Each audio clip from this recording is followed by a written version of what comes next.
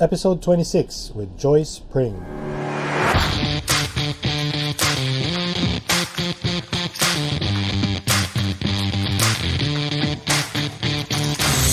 You're listening to Kendrick Loves to Brand, the branding podcast featuring stories and lessons from entrepreneurs and brand builders so you can get inspiration, insights, strategies, and tactics as you create your own game-changing brand. What is up, guys? I'm very excited today to welcome to the show the multi-talented host, presenter, digital creative, and of course the host of one of the top-rated podcasts in the Philippines today, Adulting with Joyce Pring. Welcome to the show, Joyce Pring. Yay! Thank you, Kendrick, for having me. Yes, of course. Thank you for accepting the invitation. I know you're very busy. In fact, we're recording this live here in the World Trade Center for the Go Negosyo, during the Go Negosyo Women 2020 Summit, where you were a moderator. How was it? It was incredible, just and also intimidating, if I'm being completely honest. You know, you put together empowered, successful women of the world in one stage, and then you tell me that I'm the one that's going to be moderating and, you know, putting together the conversation. It was really intimidating, but it was great. It's always nice to be in places like these, you know. Nice. So, can you take us back to like when you started? So you're obviously doing a lot of things now, but if you can take us back to maybe at the very, very start of the journey, how did you start your career?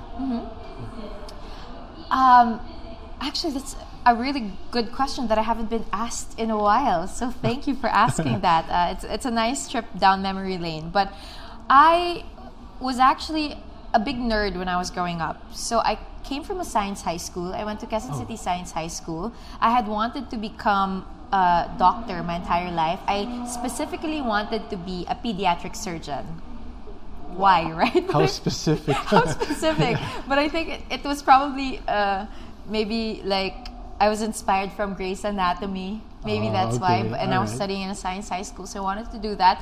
But when I got into college, I had no desire anymore to study because I had done so much studying. But I went to UP, and then I started doing fine arts. So instead of going to a pre-med course, I went for another thing that I loved, which was fine arts. I loved painting at that time, and lo and behold, I tried the talent test. I got into the talent test of UP, and I started pursuing that. And the reason why I'm telling this to you is because from the very beginning of my career, I didn't have a specific thing that I wanted to do. I would always go with my gut, with what I thought like the place where I would most thrive in. So if it was the academe at that time, the academe, and if it was painting, it was painting. But I was always on stage during that time in my life. So I was performing, I was in a band, I was selling my artwork. I would even go into these corporate events, and I would offer my services as an artist. So I did an event where I did body painting on models to put on the logos of certain companies. This was during when you were still in school? When I was still in school. Okay. So I was always working and doing businesses on the side when I was still in school. And then finally, my family had a lot of financial problems, and they couldn't support me in school anymore. So I started working for a BPO company, and I started working as a copywriter for an offshore company. And it was really funny because I was 17 years old and I was a minor, right? So I had to ask for my parents' permission to allow me to work in this company. And it was all online. So what I would do was I would work from 12 midnight to 9 a.m. I'd get off work, and then I'd go into UP. My first class would be at around 10 a.m. or 10:30 in AS. So no sleep? No sleep. I'd go to class until around 4 p.m., 3 p.m. I'd sleep for maybe 3 or 4 hours. When you're 17, you can do that, right? Yeah, okay. And then go back to work again. And eventually I got tired of it, so I went into showbiz. I started doing... a lot of people actually know me from digital. Like, they think that I started as a digital creative and as an influencer, but I really started working in TV in 2011 before I had even done all of these digital things. But I'd always loved dabbling in the digital media because I just found so much potential in it. And I love the fact that I didn't have to submit to any authority apart from whatever I like There's no gatekeeper, basically, exactly. right? You create something, you put it out there. Yeah, and there are no... I mean, nothing against the system or the corporate people or, the stations that were there, but at that time, I didn't have any connection to, TV networks or mainstream media where I could put out my work. So the digital space really was a level playing field for everyone. So that's where it started. Sorry, that was so long. That's okay. We like to go in depth in the show, so at least we get to see the journey. So from that point on, you move. You also did a stint in radio. Yes, I did for 4 years. So how did you get into radio? So is it a matter of you getting interested in it and then just jumping into it, or? Yeah, actually, I was in TV for a while. I was TV for a year, and then I lost my job in TV. And then for maybe another year, I kept doing work as a live events host. So I would do events, I would host for events, even kiddie parties, lahat ng mga pwedeng i-host, I would do that. And then I thought to myself, I think I need a stable job. So I tried to audition for this particular radio station that denied my audition. They said I wasn't good enough. They said I needed more training, and they didn't accept me for my work. Do you want to name the show there? No. But it led me to the station that I ended up with, Magic 89.9. Yeah. So I think maybe Magic heard that this particular station didn't get me after my audition, and so they messaged me directly, my co-host, Boom Gonzalez, who eventually trained me and took me under his wing and, made me his co-host for, not The Rundown. Oh my gosh, what's the name of our show before? Oh my gosh! How could I forget? I'm so horrible at this, but yes, that's where I started. Okay. So from there, after the radio stint, that's 4 years, what came next? What came next after radio? I think so if there's a timeline, it would probably be TV, events, digital all throughout from 2012 onwards. I was doing a podcast in 2013, 2014, and then I was doing radio from 2014 to 2017, so 3.5 years I was doing radio for. And radio after that, I signed up with GMA Network. So that's when I started to have really a solid network background. Before GMA, I would just dabble into the other channels. Like I had an international show with Star World. It was a food show. And then after that, I had a racing show, like car racing in ABS-CBN Sports in Action. So I never really had a network until I signed up with GMA. So you were doing podcasts already 2013, 14. That was like early podcasting, like super. Right?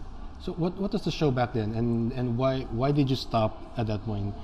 So I had maybe like 3 podcasts. So we kept changing the name. So the first one was Purveyor TV, and it was basically the podcast version of a magazine called Purveyor by Marvin Conanan. And because I had a background in music and in fine arts, it was all about the urban lifestyle. So underground music scene, it was all about the graffiti artists. We had Egg Fiasco there. We had Similar Objects, so many talented underground artists. We had Stick Figures, all those boys. So we had that from 2013 or 2014, I think. After that, I had a show called Louder, which I co-hosted with Nikki Viola and Chewy. And then after that, I had a show called The Riot. It was just me and Chewy. And then I had another podcast called Joyce to the World, which we eventually, I think we stopped it because I was doing radio na. Okay. So parang, I just felt like it was redundant that I was doing a podcast and at the same time was doing radio every day. And more than anything, I was just exhausted. Yeah. But I'm so grateful. The people that I worked with at that time, they were called NMFTV, the Olfindos, and they're absolutely amazing people. They really helped me out. They supported me. And they're one of the reasons also why I kept doing digital. Because even though people weren't doing podcasts and YouTube at that time, we had our little community that we'd exchange ideas and we'd keep rebranding the shows and we'd get work out of it. So it was really great. So after all of that, after your stint in radio, how long, or did you always feel like you were gonna get into podcasting again? No, never. So I never thought what happened? of it. Like how did you end up doing this new show that you have? Honestly, I was just having a hard time growing up and being an adult, and then I missed radio. I love doing radio, and I didn't realize, now that I'm doing this podcast, Adulting with Joyce, Pring, I hadn't realized how much I loved the podcast platform, until I started doing it again. Because when I had lost it, I was like, I miss having good conversations, and I miss voicing my opinions out and just being able to process it. Podcasting, it can be like writing for some people. I don't know if it's like it's like an outlet for me, basically. Yeah, exactly. And some people, they would write, right? Some people, they would paint. Some people, they would do vlogs to express their ideas or even to process the things that they're going through. And for me, that's why I started doing Adulting with Joyce Pring. I wanted to be able to voice out the things that I was going through as an adult, as a young adult. I started it, I was 25. Now I'm turning 27 this year. And I also wanted to help a lot of people out. Not that my advice or my point of views could change people's lives. It's just that it's nice sometimes to have someone that goes through the same things that you're going through and hear how they're looking at it and how they're dealing with it, right? I think sometimes just to hear that you're not the only one going through the same issues or problem, it helps a lot of people, like, just to not feel alone, to feel like, okay, if they're sort of figuring it out, maybe I can also figure it out. So I think that's been actually, I was listening to one of your earlier episodes, I think with Aaron at Aide, about self-doubt, which is actually one of the themes of this podcast also. Like, I always ask my guests, like, do you deal with, like, how do you feel self-doubt? And that's actually one of the things that I want to talk to you about. Like, how do you deal with self-doubt? I sulk in it. I deal with self-doubt step by step. I think, I was recording a podcast episode kanina, and I said how I deal with depression is how I also deal with self-doubt, because self-doubt is not easy. But I think of it as an opportunity for growth. I feel like self-doubt it gets a bad rep. People always say, now, you should never doubt yourself. You should never doubt your capabilities. But honestly, you will never grow if you don't doubt, or if you don't think to yourself, how else can I improve? Or maybe I'm not as good as I think I am, right? So self-doubt, for me, I deal with it as an opportunity for growth. The first thing that I do is I really try to acknowledge and accept that, okay, I feel like I'm incapable of achieving this and that and this and that. Once I start saying that, I say, is that really true, or is there a way for me to develop myself and able to grow into the person who can deal with this and that? And after that, I start to realize and humble myself that, okay, if I'm not capable of doing this, then maybe I know people who are. And then that's when I tap into my network, right? I tap into my mentors. I tap with my parents. I tap into people that I really look up to. And I start training with them. And I feel like I am one of the most doubtful people in the world, but I thrive in that because I feel like I turned that weakness of mine and looked at it as an actual strength that I can hone and harness and grow into. Yeah. I think what you said is really powerful, because I think growing up, the old way of thinking of self-doubt is like, wala kang confidence, you're not gonna do anything, or maybe you really suck, that's why you think you suck. Diba? So I think it's very powerful to have these type of conversations now. Na, self-doubt has become like a thing that people talk about, because then it's really normal. I think everyone feels it. I remember like when Kobe died a month ago, diba? Over a month ago, and a lot of people were sharing his quotes, and even somebody like him says he feels it. Yeah. He just doesn't capitulate to it. He uses it as fuel to then do, which is similar to what you just said. You sort of use it as a trigger. How do you describe the self-talk that goes through in your head, like during moments of doubt or fear?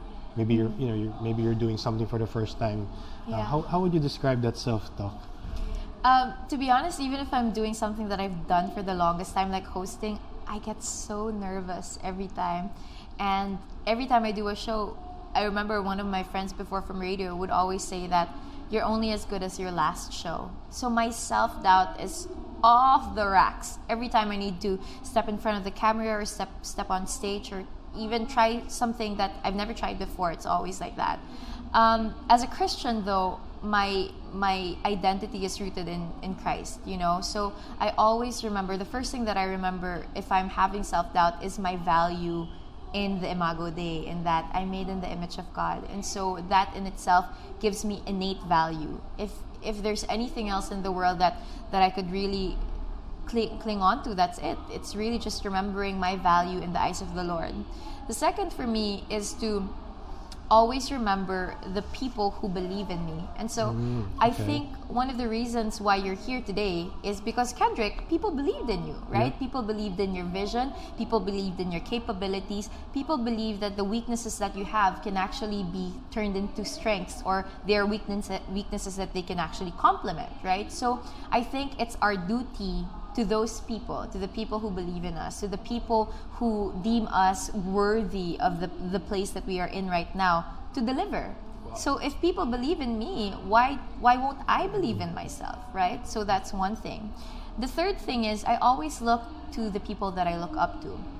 And I look at them and I say, if the people that I look up to, like the Oprah Winfreys and the Nelson Mandelas and the Maya Angelou's of the world, if they have doubts also, then that means that it's okay.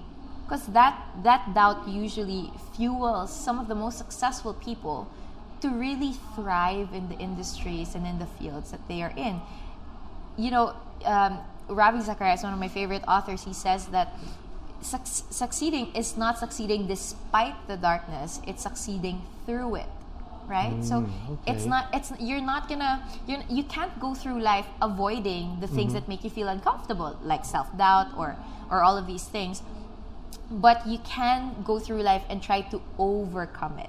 So it's never like, I'm going to work my way around it. Yeah. It's always just, how do I overcome it? What can I do to hone these strengths and this power within me to overcome these certain situations? Okay, so that's a very long talk to myself. Speaking of strengths, what would you say, or what do you consider that you're better at than most people? Talking. With regards to character, I think one of the characteristics that I really take most pride in is compassion. I really, and my husband would tell me this. He just told me this last night. He said, "You're the most selfless person I know." Wow. And that's a lot coming from my husband, who's actually a very, very good-hearted person also. The number one strength that I take pride in is compassion. And I feel like compassion really is the driving force to many of the decisions that I've made in my life. And it's also one of the biggest reasons why I'd like to think that I'm successful in the field that I am. Because you can be technically good, you can be very good at speaking, you can be the smartest person in the room, you can be the prettiest, you can be the best, quote unquote. But if you don't have compassion or passion for the things that you do and the people that you work with, I don't think you'll get very far. Nice. You also mentioned earlier the people who believe in you and people you look up to. Who was the first person, or maybe the person that believed in you the most, that really helped you as when you were starting out? Well, one is my dad. I'd have to say my dad, and that's so cliche, but it's true. My dad believed in my capabilities, and more than that, he believed in my potential. So it was really important to have that figure in my life.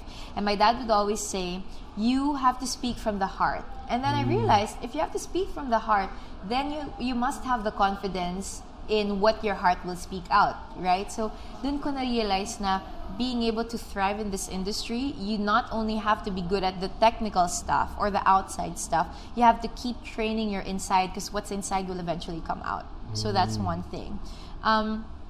There are a lot of people that believed in me when I was very young and I was starting out in the industry. Off the top of my head, Jane King Su Cheng, who was the head of Forever 21 before, I was a nobody. Like, nobody knew me. Nobody knew me as a host. I was 18 years old. I didn't have a network. I didn't have ties with showbiz. I wasn't especially pretty or talented, but they saw something in me and they gave me a shot. So they let me host all the openings of Forever 21 in the Philippines. Also is Robbie Carmona, who is the head and the director of Saga Events, and he sat me down he was one of my directors for an event that I hosted, live event hosting. And he told me, he's like, Joyce, you just have to keep working hard. Keep working hard, keep being kind to the people around you, and you'll go very far. And I was nobody, so I really love those people and I really appreciate them. How about mentors? Do you have a mentor that you actively or regularly talk to for advice? Or? Mm-hmm. A couple, actually. I'm very, very blessed because I have a church group. So it's an all-women's group. Before, when I was still single, her name is Bliss Mabini, and she's one of those people that really helped me in my spiritual walk and also take care of me with regards to my character. If there's anything that I'm dealing with, any decision that I need to make that I can't really figure out by myself, I usually talk to Bliss. My manager, Betchay Vidanes, who is the CEO, the owner of Vidanes Celebrity Marketing, she's also one of my mentors. So I would meet with her every so often, and we talk about business. We talk about expanding the brand and trying out new things. What's the new thing that you should put your paw into, right? There's TikTok. There's all of these things.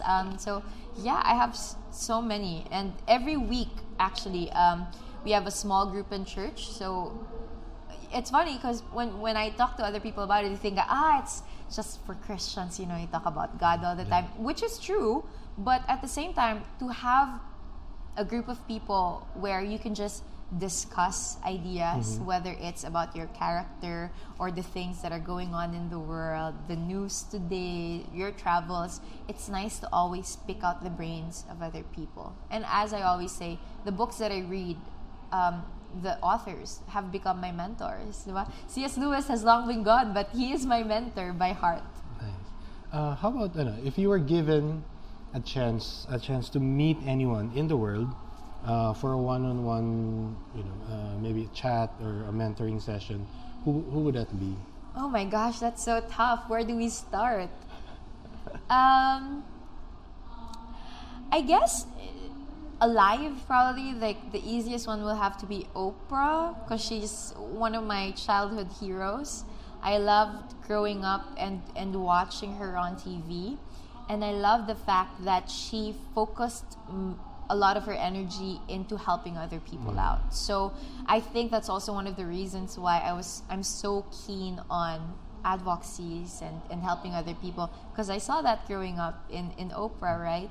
If there's anybody that I'd love to also sit down is Ravi Zacharias, one of my favorite authors. I really enjoy his work.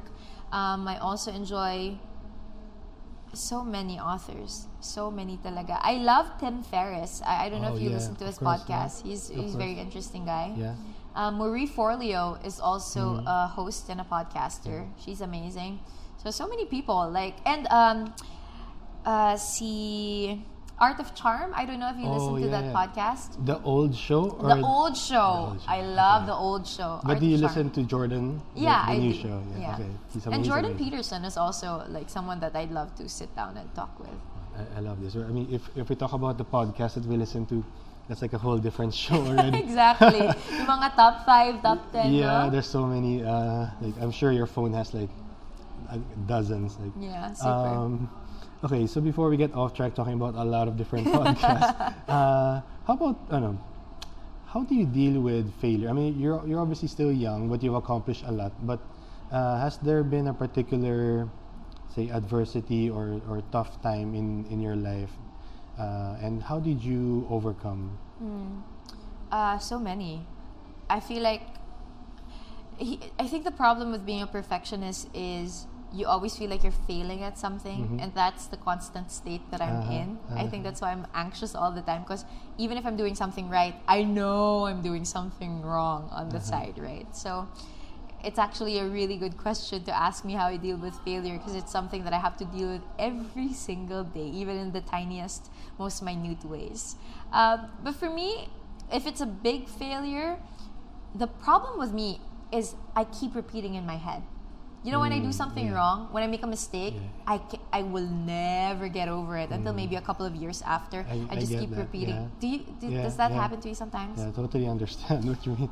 Yeah. It's like it keeps like you're rewinding it and thinking I should have done this, I should have done that. Or why did I do that?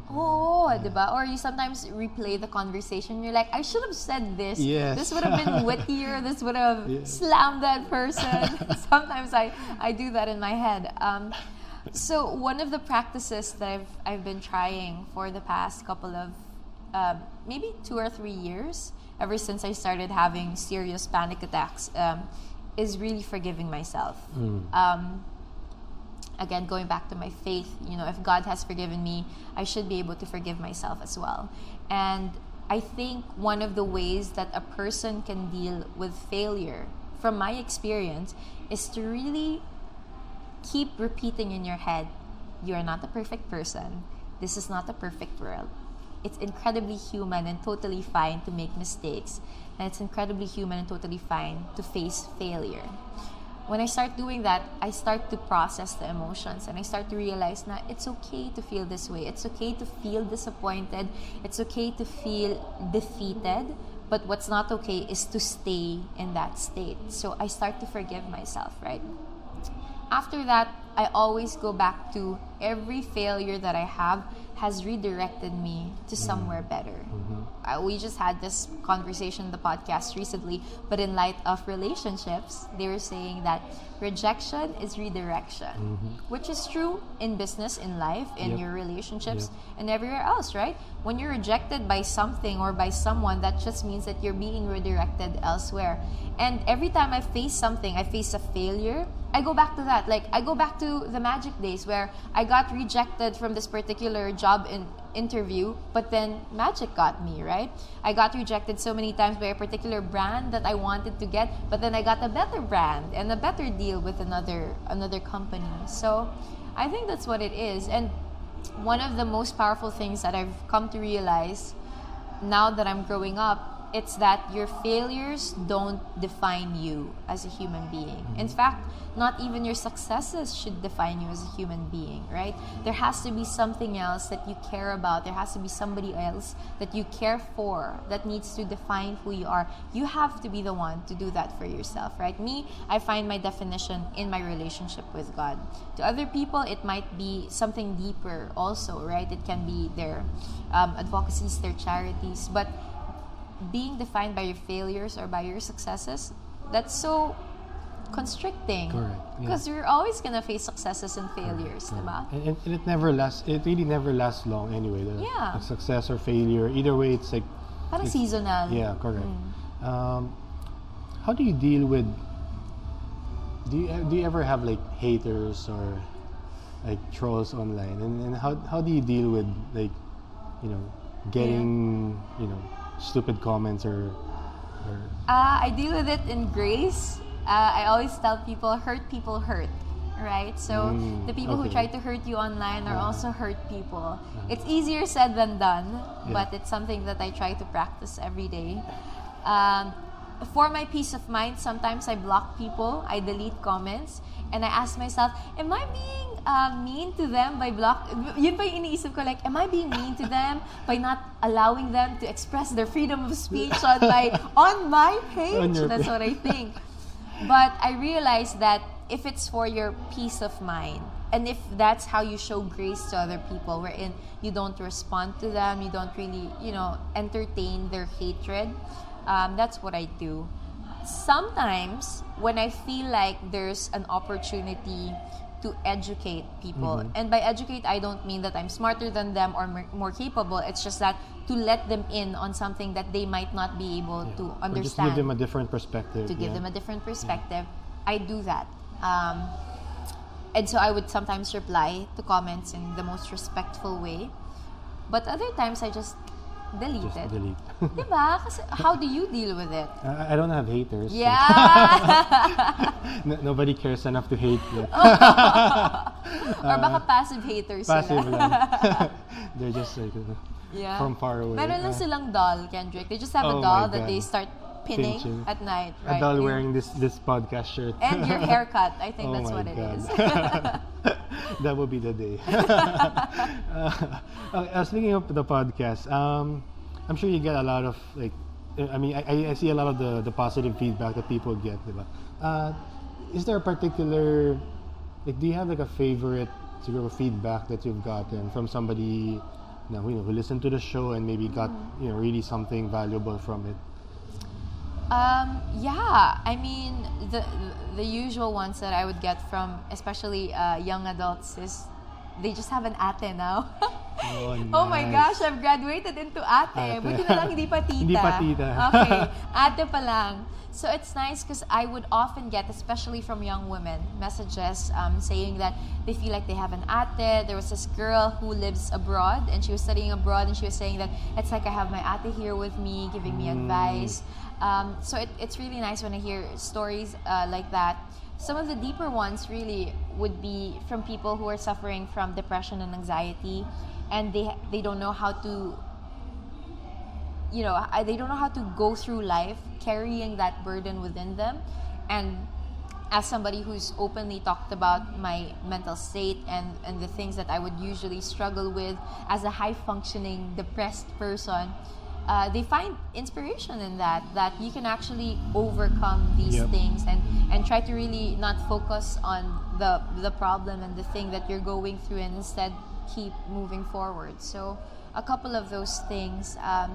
It's really nice, especially because I have a lot of young women who listen to the podcast, and it's nice because some of them would message about something as simple as picking out what they're gonna wear for their first job interview, to picking out who they're gonna date for this particular season of their life, to dealing with depression and dealing with failure and dealing with moving from one phase of your life to another. So yeah. Speaking of moving from one phase of your life to another, you recently got married. Congratulations.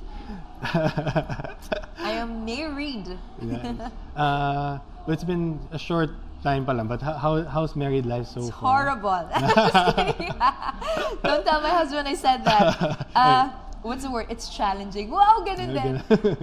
It's such a blessing. I think married life is really such a blessing. One of the things that I kept hearing when they found out that I was engaged was, well, first, dahil ususero yung ibang tao, buntis ka ba? Mukha ba akong buntis? Kung ano-ano inaakit kong puno, I travel so much. I don't know where you get that idea. That's the first one. The second one is, you're gonna lose so many opportunities now that you're married, especially being a woman in show business, right? But if there's anything that I really enjoy now that I'm married, it's having a partner in life that encourages me, that challenges me, that inspires me every day, and knowing that this person has promised in front of our loved ones and in front of God that He will be that one person that's going to be my constant forever, for life. It's just such a great security. It's nice, and it's nice that we get to wake up to each other. We got to travel. We did our first beach trip together over the weekend, because we didn't really travel together alone when we were still boyfriend girlfriend. So we're discovering all of these new things about each other. Alam ko na yung amoy ng hininga niya pag bagong gising. It's really such a blessing. What do you think? Well, you mentioned earlier like some of the concerns, diba? Quote unquote external concerns. Is that something that you also like talk about with your team, or is that like not even like part of your consideration? No, we had to talk about it.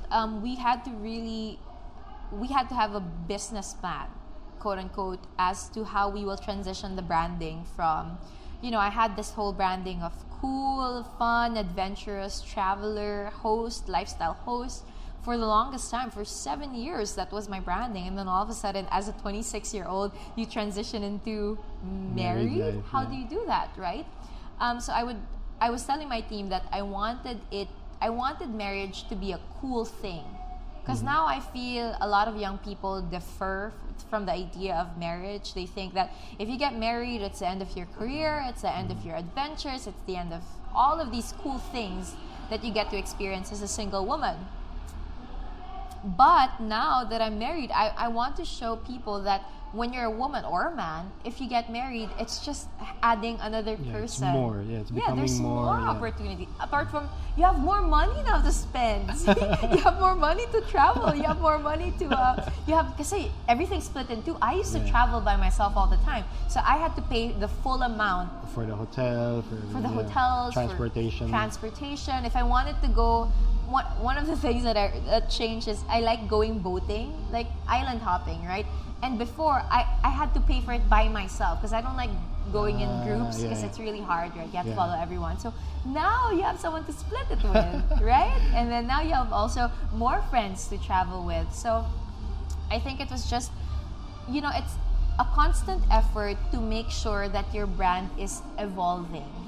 It's not stagnant. And you're not changing into another person. I'm still Joyce Pring. I just added the Trevino at the end of it, right? And my brand doesn't have to disappear. It just has to evolve. And I really love this conversation now because like it's not often that like someone like you would be open to talking about the fact that you guys also have a strategy, right, for your personal brand. Yeah. Because I think most people would just assume that, oh, they're just celebrities and they're just celebrities. There's no like a bit the business side of things and the branding and I'm very passionate about branding, so it's very interesting. You do love to brand. Yeah, that's right. The name of the show, diba? Like how early was it in your career where you got exposed to to this kind of thinking that you have to think of yourself as a brand and to carefully craft the strategies also on what you should do, what what things you should not do, things like that. And I think I never thought of it. Well, I didn't think of it as the term branding in the very beginning. It was just that I wasn't working in TV anymore, right? So I had to think of a way to market myself so that people will know that I was a host. Because if you're not in TV, if you're not in a regular show, how will they hire me for live events hosting, right? So what I did was on Facebook or on Instagram, whatever my social media platforms in 2012, I would constantly post about the events that I was hosting for. And so I was starting to create this market for myself that I'm a host. See, you can hire me. That's what I was thinking lang. I was thinking that maybe I can put together the network of people. I can start taking photos. I can start taking video clips so people will see that this is what I do. And, I kept doing that for the next couple of years. And then that's when I realized so that's what branding is. And then I forgot what book I read. I don't know if it was Freakonomics or one of those branding books or Austin Kleon and or 7 Habits of Highly Effective People. And it was saying that, if you're doing a lot of these things, you have to be able to create something that people will identify you with. And so I was a painter, I was a singer, I was a broadcaster, I was all of these things. And they couldn't figure out what exactly Joyce Pring was, right? So how do you put all of those things together? It's branding. So I had to make a way. That's why in my bio you would see like Joyce Pring is a TV presenter, is a digital creative, a podcaster, and so because of that I was just like, okay, focus on 3 things that I'm gonna do. So I dropped the painting. I had to drop certain things that I was doing. Like, for example, I used to sing in festivals as in mga DJ, ganyan. I had to drop that also because I wanted the branding of TV presenter. So that's when I worked on that. And then after that, I started doing a lot of advocacy work. So then I was an advocate. I was doing work for World Vision. I was doing work for Adulting with Joyce Pring. I was doing parang mga outreach programs also. So I think that's how it started. And sometimes, branding, you don't really know you're doing it. Correct. Right? But then, if you identify that you want to brand something well and you're able to brand it well, it changes the whole thing. Because now people know that I'm a host. So anytime they need a host or they need an influencer, an endorser who's a host, they get me. Kasi alam na nila that's my branding. If they know that my branding is very... would I say conservative? Kind of, right? They know that I'm conservative, I'm a bit more reserved, I'm a bit more focused on my Christian values, on family, on traveling. Alam na nila that's who I am. So that's a great thing about branding. And I think the difference between branding, let's say a product, wherein the brand is sort of the promise of the product. I think with personal branding, there's a lot more flexibility because syempre, as a person, you're not just like one thing. Yeah. But there's like multiple layers, and the great thing about it is like, I think what Gary Vaynerchuk said, a personal brand is basically just your reputation. And it just so happens that now everything is online, so it's easier to be able to stand for something, and then use that to market yourself, market your services, your talents. Yeah. Speaking of talents, you also released a single. Yeah. Was it last year? You're so good at this. You've covered all bases. Nice, thank you. Galing. So, what have you always been into singing, and can we expect a full album? Singing was first before hosting. Oh, So okay. I mentioned earlier, right, that I was in bands when I was in college. Yes, okay. When I was in high school, I was in my choir. We were competing as a choir in like regional competition kami. Music has always been that one passion and love of mine that I absolutely adore. And when I was starting out to work, I kept telling myself, kasi nga I was a musician, right? But I was a starving, quote-unquote, starving artist. I didn't make money out of making music. I wasn't especially talented like Rico Blanco or Ebe Dancel. So I wasn't thriving in it. So that's why I started working. I said, maybe if I start hosting and then I really become successful in this field, then eventually I can pay for my own gigs. Okay. And that's what I started doing. When I started having my own work na, I would put together gigs, I'd have my friends play, or I invested in a restaurant, and every week I'd bring myself an open mic night, backyard kitchen and brew. So music has always been that number one thing that I've loved. And I don't know, the thing is, since I love it, it's hard for me to turn it into work. Does that make sense? Okay, makes sense. Because I'm so comfortable with the work that I'm doing now, which is hosting and being a digital creative and focusing on the podcast and doing all of these events, that whenever I go into my music, it always feels like a sanctuary for me. Okay. That I created this little space of mine where I can sing and make music and just keep it there. And not be pressured to like monetize it. Yeah, I feel like every aspect of my life I've turned into a business, kind of. Like I always think of, because I'm a public, what's the term? I'm a public figure. Yeah. I thought of it as everything could be a business, right? The way that my speaking engagements, my every other thing, it can be a business. And then I wanted to keep the music just for myself. So that's why I released that single also, because I just wanted for people to know that, hey, this is a part of me. I finished the song. It's a single with Rico Blanco. Here it is. But with the album, I'm not sure. I think you mentioned earlier the author. It's one of my favorite authors also, Austin Kleon. I think he mentions this in one of his books about whenever like people would see that somebody's doing something nice, creating something, an artwork or something, the tendency is for people to say, hey, you should turn it into a business. Or that's why you get a lot of people who are good at cooking.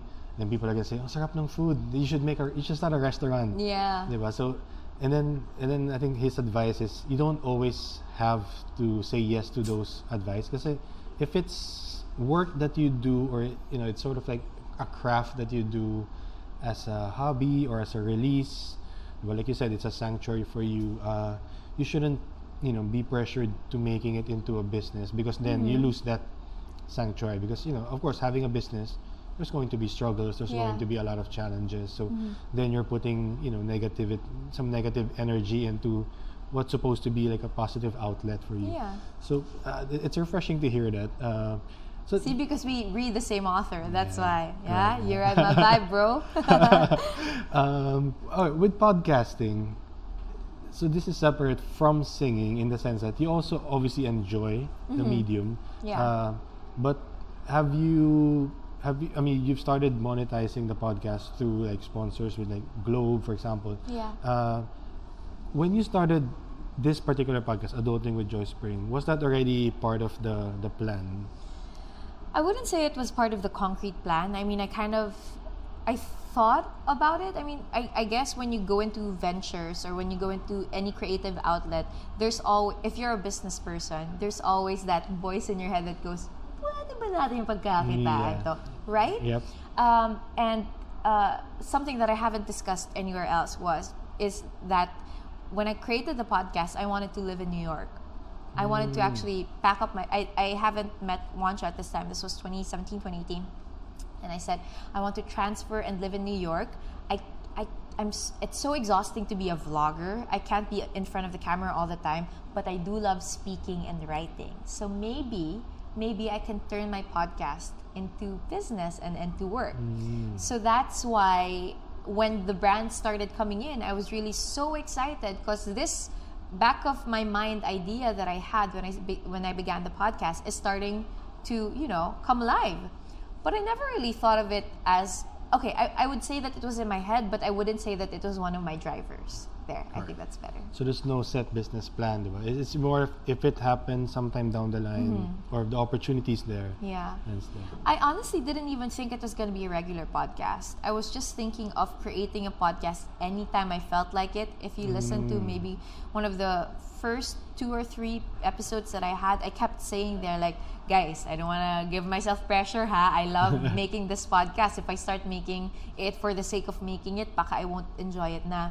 But then I found a better purpose, and the purpose was a lot of people were responding to it positively. People were saying that it helped them, it helps them process, it entertains them. Some other people would say that they love my voice, so they fall asleep to the podcast. It's like, teka lang, that's not a good thing. So, when I would get messages like that, it's like, okay, now I have a good reason why I would keep doing it. And with a lot of businesses, right? With any business, the successful ones would always be the ones that try to solve problems instead of think of profit. Obviously, as a business person, you have to think of profit. That's your responsibility to yourself and to the people around you, to the people who work for you, especially who work with you. But you can't make that your driving force. And for me, that's always been an etiquette that I ingrain in my head. My profit cannot be my driving force. It has to be a meaningful purpose. I have to be smart about it, able to turn that meaningful purpose into profitable purpose. But my driving force can never be the money, because if it is, it'll pull me into so many directions where I don't want to be. Correct. Yeah, I think that's the first path to compromise. Yeah. And once you start going down that road, then it's just gonna be it's tough to redirect now from there. Yeah, you'll be endorsing products you don't even believe in. Yes, correct. And then you're like reading the script and saying, while you're reading the script, you're probably saying, I don't. Why am I saying this? Yeah, exactly. Right. Okay. So, now that you're married, and obviously you're doing a lot of things, how would you describe a typical day, if you have a typical day? A typical day in Casa Trevino. If we have the morning show, which is Unang Hirit, it starts at 4:55 in the morning. And we are called the remote hosts. So for people who don't know, my husband and I actually work together in the same morning show. We would get up at around 2 a.m., get ready, get picked up by the van at 3 in the morning, travel for an hour. We'll be there an hour and a half. We'll be there at 4:30. We go on air from 4:55 in the morning till 8 a.m. We travel back from wherever we are outside of Metro Manila back to the condo. We'll probably get there around 9 or 10. We try, if we're energetic and if we slept in the van, we'll get a workout in, 30 to 45 minute workout. And then if we don't have an event, we start doing the digital work. So we eat lunch while we're doing work. We work on our laptops. I record the podcast. Or if we have work, which we usually do, we start getting ready for work. So, ayan, mag-events na ako. So it's almost every day. That's like. Yeah, it's almost every day. Now, honestly, I'm trying to be more mindful and healthy with the choices that I make. Especially when I got married, I started to realize that, hey, may bahay bata pala ako. I need to take care of my body. So if, for example, we want to get pregnant in the future, I need to be the healthier one, because I'm the one who's going to be pregnant, right? So I started to kind of really refocus my energy. So if I have, a hosting event, or if I have unang hirit already, I'll probably beg off on another shoot. I'll probably beg off on the workout. I'll probably try to rest and do all of these things. So that's how the typical day would go. So do you have any productivity secrets or tips or apps that you use to help you manage? So many. Okay, so the first one I'm going to show you is called BFT. It's Bear Focus Timer. It's this app that you It's a cute bear. It is a cute bear. And then you set the timer, right? So you set 25, 30 minutes, and then you put it down, and then you can't touch it. It starts playing like a parang white noise. I'll show you. Okay. See? So, and then after 25 minutes, it'll alarm, and then you can start touching your phone again. So by doing that, I get to focus on the particular task that I'm doing, whether that's writing or, creating the podcast. Another thing is called Tick Tick, which is a ticking app. Okay. If you write down all the things that you need to do, you just tick it, and you write it down, and then you tick it throughout the day.